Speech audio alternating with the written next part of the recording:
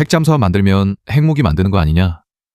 이 질문 정말 많이 들어갔을 겁니다. 한미 원자력 협정 때문에 고농축 우라늄을 못 만들어서 우리나라는 핵 잠수함 개발이 불가능하다는 이야기도 있죠. 그런데 말입니다. 이 두 가지 주장 전부 틀렸습니다. 핵 잠수함은 핵무기와 아무 관계가 없습니다. 저농축 우라늄만으로도 얼마든지 만들 수 있습니다. 실제로 프랑스는 지금 이 순간에도 상업용 원자력 발전소에 쓰는 것과 똑같은 농축도로 핵 잠수함을 바다 밑에서 운용하고 있습니다. 우리나라는 20%까지 우라늄을 농축할 수 있고 이것만으로도 10년 가까이 연료 재장전 없이 작전할 수 있는 핵 잠수함을 만들 수 있습니다. 그런데 왜 이렇게 많은 사람들이 핵 잠수함을 오해하고 있는 걸까요?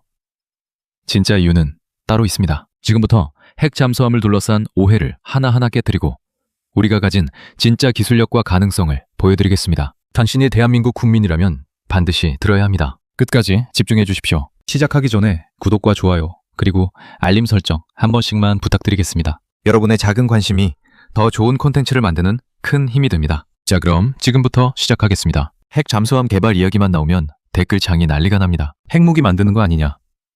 한미 원자력 협정 위반 아니냐? 고농축 우라늄 못 만드는데 어떻게 하냐?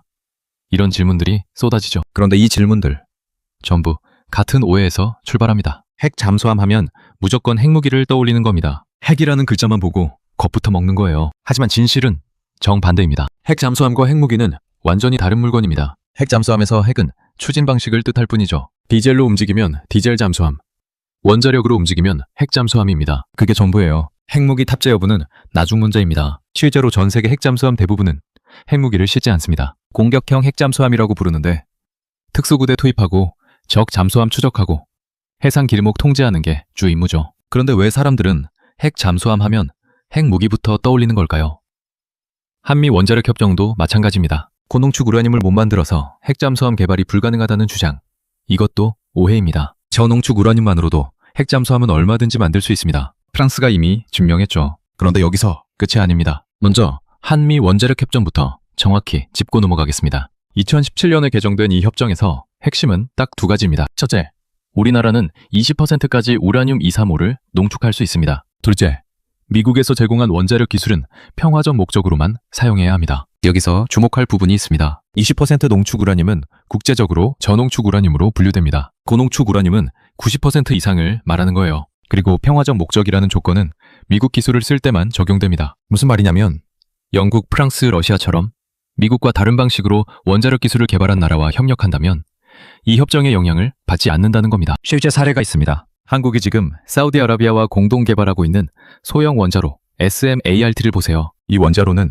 미국 기술에 기반하지 않기 위해 일체형 원자로라는 독특한 형태를 선택했습니다. 철계에 사용된 도구들과 사고를 해석하는 안전해석 소프트웨어까지 전부 순수 국내 기술로 만들었어요. 왜 그랬을까요? 한미 원자력 협정에서 자유롭기 위해서입니다. 이미 우리는 미국 기술 없이도 원자로를 설계하고 만들 수 있는 나라가 됐습니다. 그런데 여기서 중요한 게 있습니다. 저농축 우라늄으로 핵 잠수함을 만들 수 있다는 게 정말일까요?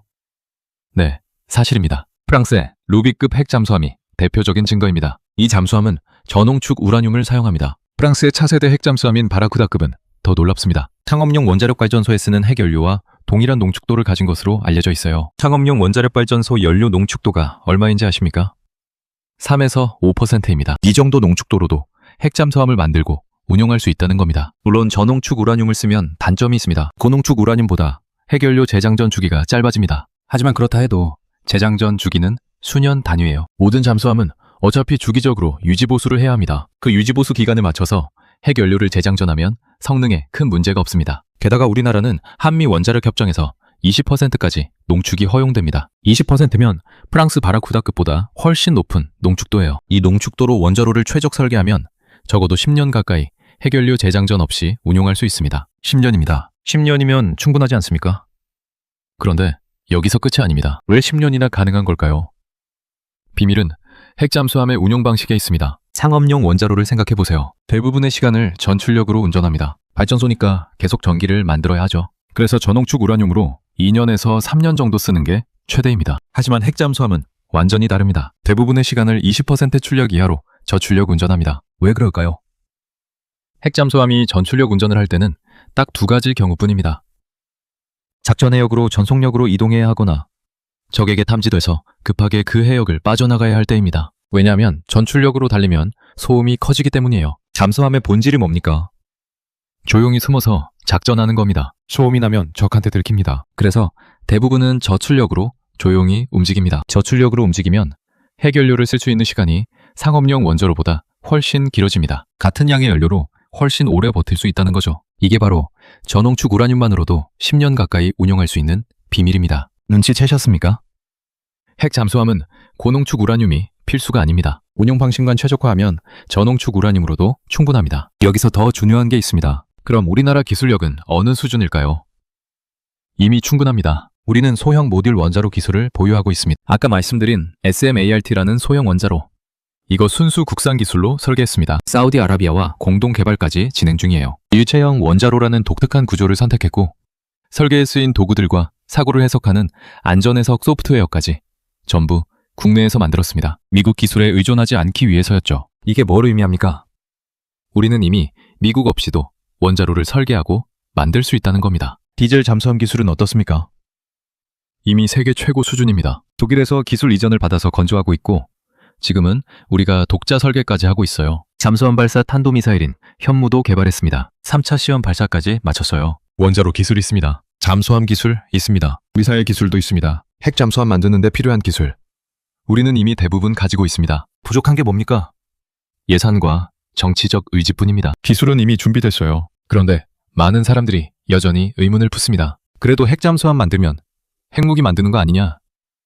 이 질문 이제 제대로 답해드리겠습니다. 그런데 진짜 문제는 따로 있습니다. 많은 사람들이 묻습니다. 핵 잠수함 만들면 핵무기 탑재하는 거 아니냐? 아닙니다. 핵 잠수함과 핵무기는 완전히 별개입니다. 핵 잠수함은 핵무기가 아니라 무한 자막력과 빠른 기동성이 핵심입니다. 최초의 핵 잠수함을 보면 알 수 있습니다. 미국 노틸러스함입니다. 1950년대에 만들어진 이 잠수함은 핵무기를 탑재하려고 개발한 게 아니었어요. 목적이 뭐였는지 아십니까? 당시 미국과 러시아를 잇는 가장 빠른 바닷길인 북극해를 지배하기 위해서였습니다. 북극해는 1년 내내 얼음으로 덮여 있습니다. 디젤 잠수함은 공기를 흡입하려고 수면 위로 올라와야 하는데 북극해는 얼음 때문에 불가능하죠. 하지만 핵 잠수함은 다릅니다. 공기 흡입이 필요 없으니까 얼음 밑을 몇 달이고 항해할 수 있어요. 이게 핵 잠수함의 진짜 가치입니다. 승조원의 생물학적 한계만 제외하면 무한에 가까운 자만거리를 가질 수 있습니다. 최대 속력으로 항해해도 에너지 공급에 문제가 없어요. 핵무기를 탑재하는 건 이런 기능을 활용하는 방식 중 하나일 뿐입니다. 핵 잠수함 자체가 핵무기는 아니라는 겁니다. 이해가 되십니까? 핵 잠수함에서 핵은 추진 방식을 뜻할 뿐이에요. 더 무서운 건 지금부터입니다. 핵무기를 탑재하지 않는 핵 잠수함을 공격형 핵 잠수함이라고 합니다. 공격형 핵 잠수함은 특수부대 임무, 대테러 작전, 주요 길목 통제에 최적화된 전략 자산입니다. 최근 각국에서 개발하는 공격형 핵 잠수함들을 보세요. 대부분 특수부대 임무와 연동할 수 있게 만듭니다. 잠수함 안에 특수부대원들이 탑승할 공간을 만들고 물속에서 은밀하게 투입할 수 있는 장비를 갖추고 있어요. 우리나라가 이런 공격형 핵 잠수함을 보유하면 어떻게 될까요? 구체적으로 상상해 보겠습니다. 소말리아 해적이 우리 선박을 납치했습니다. 가장 가까운 우리 해군 함정은 3일 거리에 있어요. 하지만 핵 잠수함은 이미 그 해역 근처를 순찰 중이었습니다. 12시간 만에 도착해서 특수부대를 투입합니다. 대테러 작전 성공입니다. 북한이 SLBM을 탑재한 신형 잠수함을 개발하더라도 우리 핵 잠수함이 주요 길목을 미리 통제하고 추적할 수 있다면 어떻게 될까요? 북한 잠수함이 어디 있는지 우리는 이미 알고 있습니다. 발사 징후가 보이는 순간 위치를 실시간으로 보고합니다. 핵무기 없이도 북한 핵 위협으로부터 훨씬 안전해집니다. 어떤 해군 함정보다 빠르게 작전 해역에 도착하고 다른 함정이 오기 전에 위험을 사전에 탐지하고 제압합니다. 이게 공격형 핵 잠수함의 진짜 가치예요. 이제 가장 중요한 이야기입니다. 기술적으로 보면 핵무기, 상업용 원자로, 핵 잠수함 원자로 중에서 가장 쉬운 게 뭘까요? 핵무기입니다. 핵 잠수함 기술은 핵무기보다 훨씬 어렵고 원자력 공학에서 가장 난이도 높은 기술 중 하나입니다. 우라늄 235를 고농축만 쉽게 핵폭탄을 만들 수 있습니다. 농축 기술만 있으면 폭탄 자체는 간단해요. 상업용 원자로는 그 다음입니다. 핵 에너지를 전기로 바꾸는 복잡한 과정을 수십 년간 안정적으로 유지해야 하니까 핵폭탄보다 훨씬 어렵죠. 하지만 핵 잠수함 원자로는 차원이 다릅니다. 왜 그럴까요?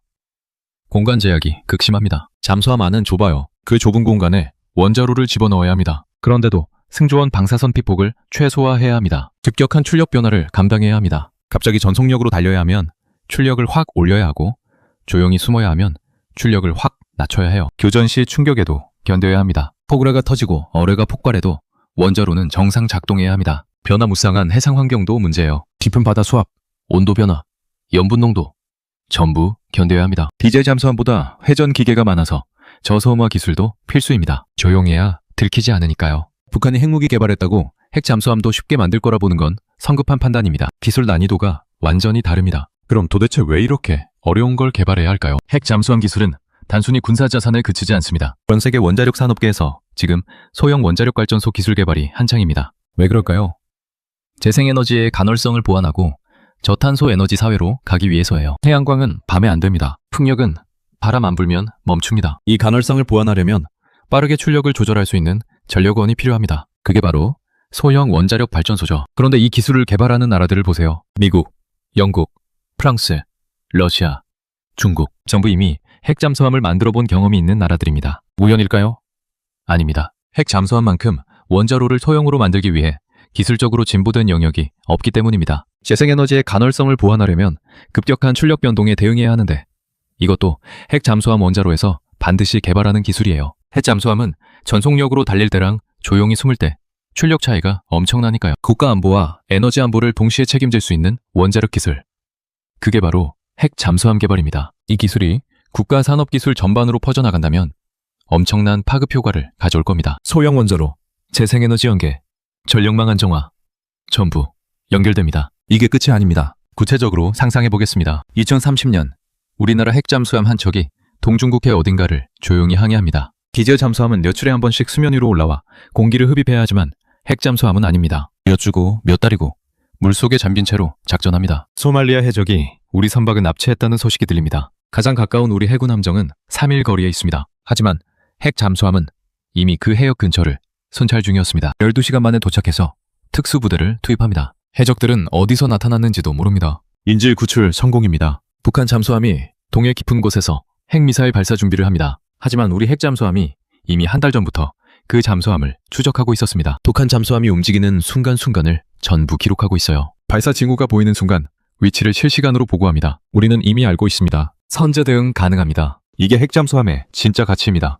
핵무기 없이도 바다를 지배할 수 있습니다. 어디든 갈 수 있고 누구든 추적할 수 있고 언제든 투입할 수 있습니다. 무한 자망력과 빠른 기동성, 조용한 작전 능력, 이 세 가지가 핵 잠수함을 전략 자산으로 만듭니다. 자, 그렇다면 우리는 어떻게 해야 할까요? 첫째, 한미 원자력 협정에 대한 오해부터 풀어야 합니다. 20% 농축만으로도 충분하다는 사실을 정확히 알아야 합니다. 프랑스 바라쿠다급은 3에서 5% 농축도로 핵 잠수함을 운영합니다. 우리는 20%까지 가능해요. 4배나 높습니다. 충분히 10년 가까이 재장전 없이 작전할 수 있습니다. 미국 기술이 아닌 다른 나라와 협력하면 협정 영향을 안 받는다는 사실도 알아야 합니다. 영국, 프랑스, 러시아 어디든 협력 가능합니다. 한미 원자력 협정은 장애물이 아닙니다. 둘째, 핵 잠수함과 핵무기를 분리해서 생각해야 합니다. 핵 잠수함은 핵무기 탑재 여부와 무관하게 그 자체로 강력한 전략 자산입니다. 무한 자망력, 빠른 기동성, 조용한 작전 능력이 핵심이에요. 공격형 핵 잠수함은 특수부대 투입, 대테러 작전, 적 잠수함 추적,